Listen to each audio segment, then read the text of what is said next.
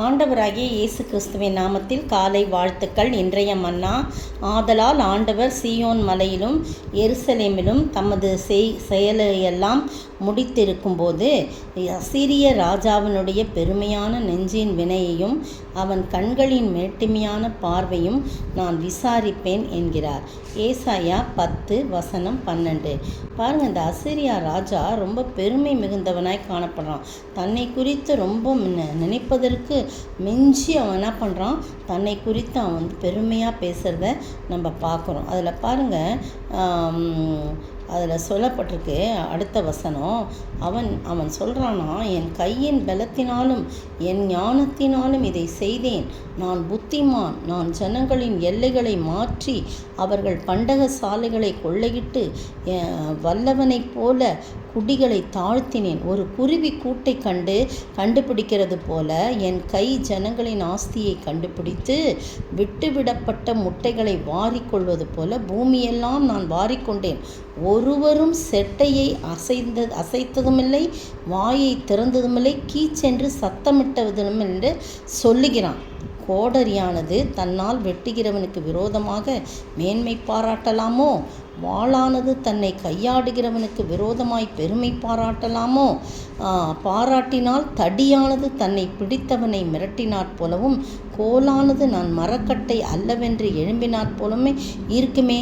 ஆகையால் சேனைகளின் ஆண்டவராகிய கர்த்தர் அவனை சேர்ந்த கொழுத்தவர்களுக்குள்ளே இளைப்பை அனுப்புவார். பட்சிக்கும் அக்கினியைப் போலும் ஒரு அக்கினியை அவன் மகிமையின் கீழ் கொளுத்துவார் என்று சொல்லி நிறைய காரியம் அங்கே சொல்லப்பட்டிருக்கு. பாருங்கள், அவன் அவ்வளோ பெருமைப்பட்டால் சேனைகளின் கர்த்தர் சும்மா விடுவாரா? அவர் எப்படி விடுவார்? அந்த மேட்டுமையானவர்களை என்ன பண்ணுவார்? அவர் ஒன்றுமில்லாமல் ஆக்குவார். எவ்வளோ ஒரு பெருமையான பேச்சு பாருங்கள். நீங்கள் வாஸ்து பார்த்தீங்கன்னா 2 ராஜாக்களின் புத்தகம் 18ஆம் அதிகாரத்தில் எசேக்கியா ராஜாவுக்கு விரோதமாக அப்படி ஒரு பெருமையான பேச்சு பேசுகிறான். தன்னோட ரப்சாக்கேன்றவனை அனுப்புகிறான். அவன் வந்து இவனுக்கு பதிலாக இதெல்லாம் எங்கள் ராஜா எப்படியாப்பட்டவர் அப்படி இப்படின்னு சொல்லி அசிரிய ராஜா இஸ்ரவேலை அசிரியாவுக்கு சிறை பிடித்து கொண்டு போய் கோசான் நதியோரமான ஆலாகிலும் ஆபோரிலும் மேதியரின் பட்டணங்களிலும் குடியேற்றினான் போடப்பட்டிருக்கு. அப்போ இந்த காரியம்லாம் நடந்து எவ்வளவோ பெரிய பிரச்சனைகள்லாம் ஆயிருக்கு. அப்போ யூதாவின் ராஜாவாகிய எசேக்கியா அவன் 14ஆம் வருஷத்தில் அவனுக்கு வந்து சனகிரிப், அந்த அசிரியா ராஜாவாகிய சனகிரிப் யூதாவில் இருக்கிற அரணான சகல பட்டணங்களுக்கும் விரோதமாக வந்து அவைகளை பிடித்தான். அப்பொழுது யூதாவின் ராஜாவாகிய எசேக்கியா நிறைய காரியங்கள்லாம் அவனுக்கு கொடுக்குறான். 300 தாலந்து வெள்ளி 30 தாலந்து பொன்னையும் சுமத்தினான். ஆதலால் எசேக்கியா கர்த்தரின் ஆலயத்திலும் ராஜாவுடைய அரண்மனை பொக்கிஷம் அகப்பட்ட எல்லா வெள்ளியும் கொடுக்குறான். அப்படிலாம் வந்து செஞ்சால் கூட அவன் வந்து அசிரியா ராஜா ரொம்ப பெருமையாக வந்து சொல்கிறான். நீங்கள் எசேக்கியா ஜனங்களை பார்த்து சொல்கிறான், எங்கள் ராஜா தான் பெரியவர். அந்த ரப்சாக்கேன்றவன் சொல்கிறான், அசிரியா ராஜாவாகிய மகா ராஜாவானவர் உரைக்கிறதும் நீங்கள் எசேக்கியாவுக்கு சொல்ல வேண்டியதும் என்னவென்றால், நீ நம்பி இருக்கிற இந்த நம்பிக்கை என்ன? யுத்தத்திற்கு மந்திர ஆலோசனையும் வல்லமை உண்டென்று நீ சொல்லுகிறாயே, நீ அது வாய்ப்பேச்சு என்று வேறல்ல அப்படின்னு சொல்லி நீ என்னை விரோதிக்கும்படியாக யார் மேல் நம்பிக்கை வைத்திருக்கிறாய் அப்படின்னு சொல்லிட்டு, கர்த்தர் மேலெல்லாம் நீ நம்பிக்கைலாம் இருக்கக்கூடாது. நீங்கள் இடத்தில் எங்கள் தேவனாய் கர்த்தரை நம்புகிறோம் என்று சொல்வீர்களானால் அவருடைய மேடைகளும் அவருடைய பலிபீடங்கள் அல்லவோ எசேக்கியா அகற்றி யூதாவையும் எருசலேம் நோக்கி எருசலேமிற்கு இந்த பலிபீடத்தின் முன் பணியுங்கள் என்றான்னு சொல்லி நிறைய காரியம் தப்பாக சொல்லி நான் வந்து எனக்கு எதிராக யாருமே வந்ததில்லைன்னு சொல்கிறான். அந்த 18ஆம் அதிகாரத்தில் பார்த்தீங்கன்னா 33ஆம் வசனத்தில், ஜாதிகளுடைய தேவர்களில் யாராவது தங்கள் தேசத்தை அசிரியாவின் கைக்கு தப்புவித்ததுண்டா? அதனால் ஜனங்களே, நீங்கள் என் பக்கம் வந்துட்டீங்கன்னா உங்களுக்கு எல்லாம் நான் கொடுப்பேன். எசேக்கியா சொல்ல நீங்கள் கேட்காதீங்க. அவன் உங்களை வந்து நம்ப பண்ணுறான். கர்த்தர்னு சொல்லி நம்ப பண்ணுறான். பாருங்கள் 30ஆம் வசனத்தெல்லாம் பாருங்கள். கர்த்தர் நம்மை நிச்சயமாக தப்புவிப்பார். இந்த நகரம் அசிரியா ராஜாவின் கையில் ஒப்பு கொடுக்கப்படுவதில்லை என்று சொல்லி எசேக்கியா உங்களை கர்த்தரை நம்ப பண்ணுவான். அதற்கு இடம் கூடாதுங்கள் என்று ராஜா சொல்லுகிறார். பார்த்தீங்களா, எசேக்கியா ராஜா தான் உங்களை வஞ்சிக்கிறான் அப்படின்லாம் சொல்கிறாங்க. ஆனால் ஜனங்கள் ஒரு வார்த்தையும் அவனுக்கு பதில் சொல்லவே இல்லை, மௌனமாக இருந்தாங்க. எசேக்கியா ராஜா எல்லா காரியத்தையும் கொண்டு போய் ஆண்டவருடைய சமூகத்தில் வைத்து அந்த நிருபத்தெல்லாம் வைத்து அழுது ஆண்டவருக்கு முன்பாக கர்த்தரை மகிமைப்படுத்தி செபிக்கிறத நம்ம பார்க்குறோம். அப்போ 19ஆம் அதிகாரத்தில் ஆண்டவர் சொல்கிறாரு, கர்த்தர் சொல்கிறாரு, அசிரியா ராஜாவை குறித்து என்ன சொல்கிறான், அவன் இந்த நகரத்துக்குள் பிரவேசிப்பதில்லை. 32ஆம் வசனம் பாருங்கள், 19:32.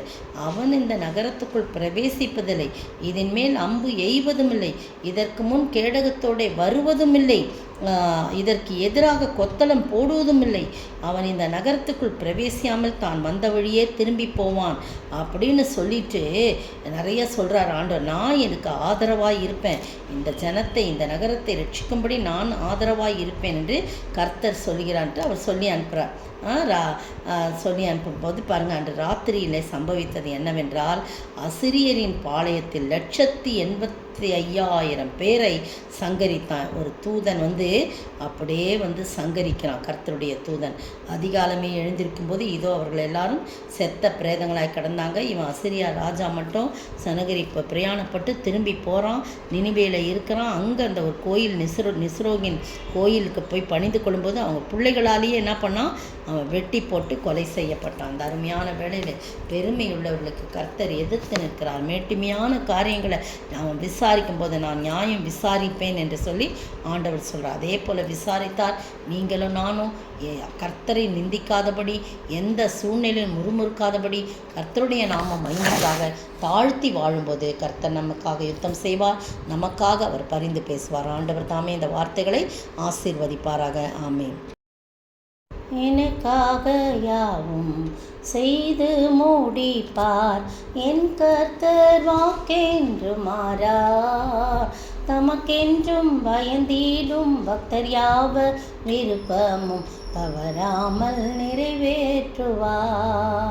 தமக்கென்றும் பயந்தீடும் பக்தர் யாவர் விருப்பமும் தவறாமல் நிறைவேற்றுவார். சூத்திரிக்கிற ஆண்டவரே, துதிக்கிற ரச்சா, வாழ்த்துகிற மனைகிறோம்.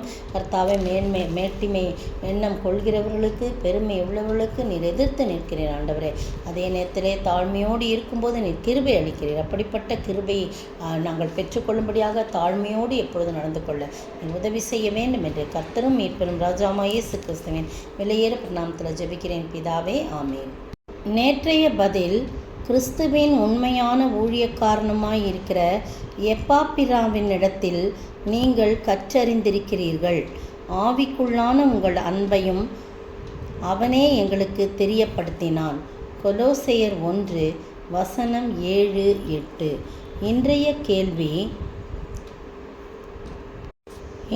கேள்வி, எவைகளை தந்து எவைகளில் விருத்தி அடைந்து யாருக்கு பிரியமுண்டாக எப்படி நடந்து கொள்ள வேண்டும் என்று சொல்லப்படுகிறது? எவைகளை தந்து எவைகளில் விருத்தி அடைந்து யாருக்கு பிரியமுண்டாக எப்படி நடந்து கொள்ள வேண்டும் என்று சொல்லப்படுகிறது?